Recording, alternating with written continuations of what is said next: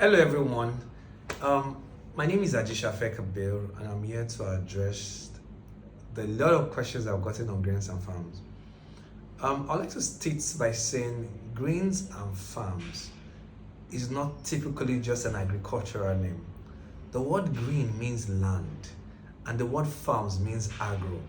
So what are we doing? We're combining land and agro, land and agriculture. So, what is Grains and Farms? I represent Polymath Real Estate Limited, and we're a development company, and we have multiple landed projects, and we also have estates that people are already building, and we're even doing a location next week. That's just on the side. But what is Grains and Farm?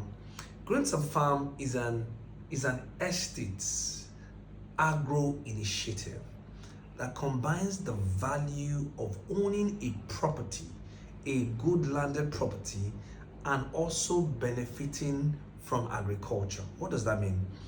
What if you want to own a good land project? What are the factors you look forward to? The first factor I look forward to is, what's the level of development there? 2, what is the accessibility? 3, what is how safe and secure is the land? Definitely. 4, what is the capital gain? If I want to sell in 2 years, 3 years, what is my projected return on purchase? Right? 4, what is the land dry, or do I need to? Do you understand all of those things? All of those things that are important in owning a land on its own. Grains and Farm brings that to you. Then the secondary thing is, rather than you just owning land and just keeping it for 2 years, 3 years, the company is of the opinion that let's use this land and help you earn profit. And that's what brought about the farm part, which is the agro part. And so what do we intend to do? We intend to farm for you and give you a residual income of 1 million annually. So we are not going into agric. We're a real estate company that is merging the benefits of owning real estate and agriculture. So, all right. So now the second question I get is, what is my yield annually? The yield is constant.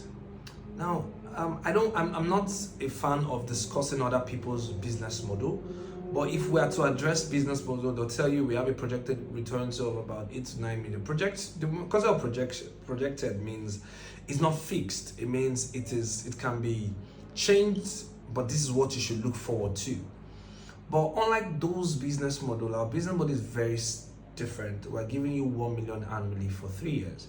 After third year, we can now have an open conversation and say, this is what we have projected. We have understood the market. We have been able to this.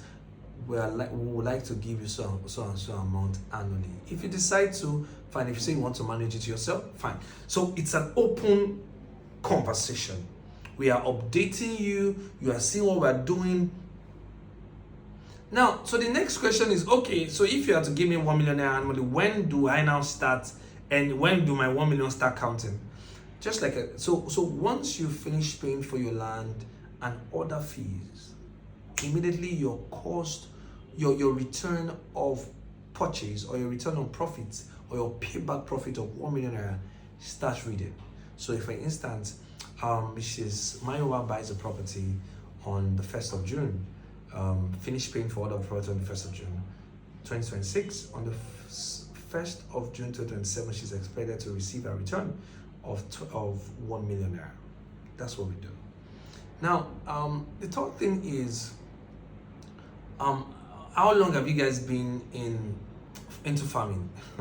Firstly, we personally have several investments that gives the company yield excluding real estate.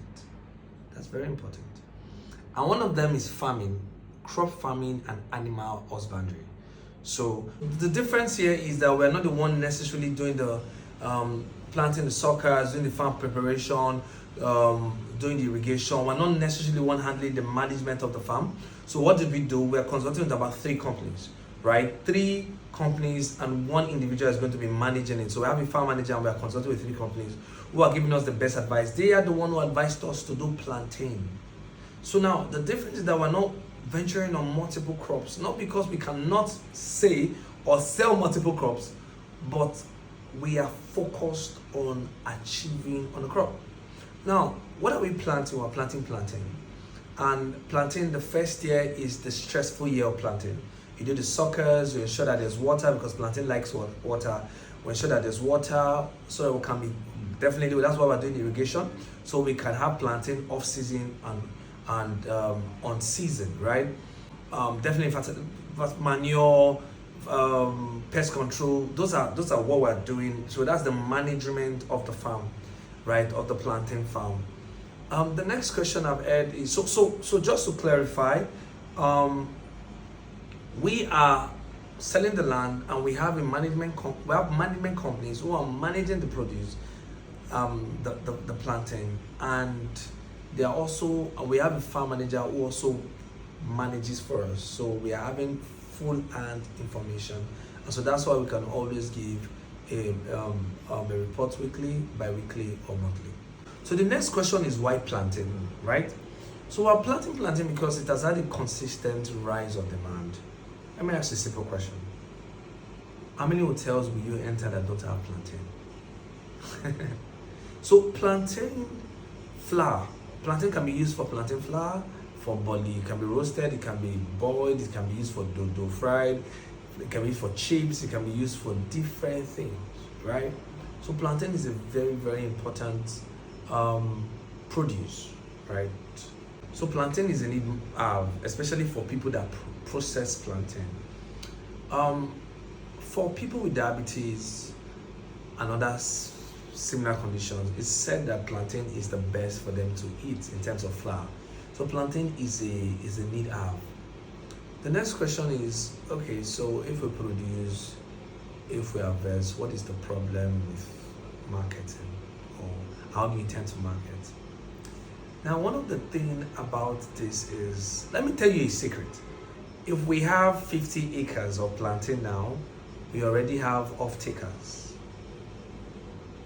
We already have, so the first thing we sorted was marketing. So we are not just planting, then we harvest, then we'll now be looking for which market we should go to, carry the truck. Let's go and sell it, it don't matter. No, it don't. Or let's go and sell it by 12 or somewhere. No. We already have off-takers and a different kind of market who are already interested and waiting for our plantain to harvest. And so that gives us a guarantee. So yes, that's exactly what, those are the questions I've asked. So let me talk about the cost.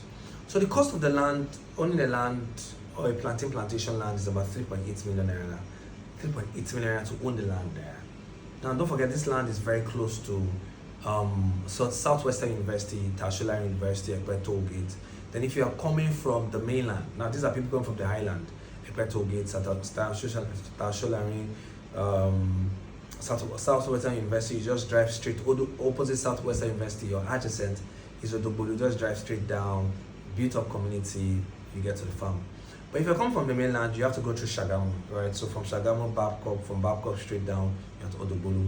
So it's not far at all. Now the land is going for an acre for 3.8 million naira, and 2 plots is going for, that's 1,000 square meters, is going for 1.3 million naira. There are other documentation fees which are very affordable, and development fee. The development fee is going to be used for fencing, it's going to be for perimeter fencing, definitely also irrigations and things. But so we have development fee, documentation fee, and a little cost of management fee. But the good thing is that for your 3.8 million naira acre, you earn 1 million naira. If you're looking at an hectare you earn 2.5 million naira every year. If you want to get 2 acres, you're getting 2 million naira annually. 3 acres, 3 million naira. So it's defined. Now, the more acres, the more we're able to easily plant, right? The cost of planting or farming reduces for more acres. The land is safe and secured, no government encumbrances. But the most strategic thing for this land is the land connects Lagos and Ogun State. What do I mean? If you want to drive to Agbowa, you just need to keep going straight down and you get to Agbowa Ikorodu. So the land connects Ogun State and Lagos State. It is at Odobolu, Ayepe Odobolu, along the Agbowa Road. that's the place. Very not far from the express road. Good, easy to locate, easy to sell out. So in case after 3 years you decide, oh, Polymath, I don't want you guys to help me manage anymore, let your management company go. I want easy for you because you can access the market from there. You can either access the Djibouti market, the Ekpe market, the Island market, or Shagamu market, or you enter Lagos Mowe market. So there are a lot of market for you to access, right? Now, is it compulsory for us to manage the land for them? No. So if you want to buy your own acres without us managing, fine.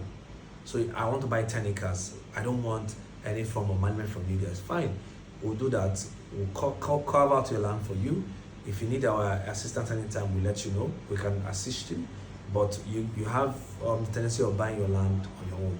So if you also decide, I want to buy my land, I don't want to do farming, fantastic. You can buy your land and keep it for land banking. That's the same thing that applies. So it merges real estate and agro. If you have any question, please send us a DM. Thank you. Polymath Real Estate Limited, a brand that truly cares.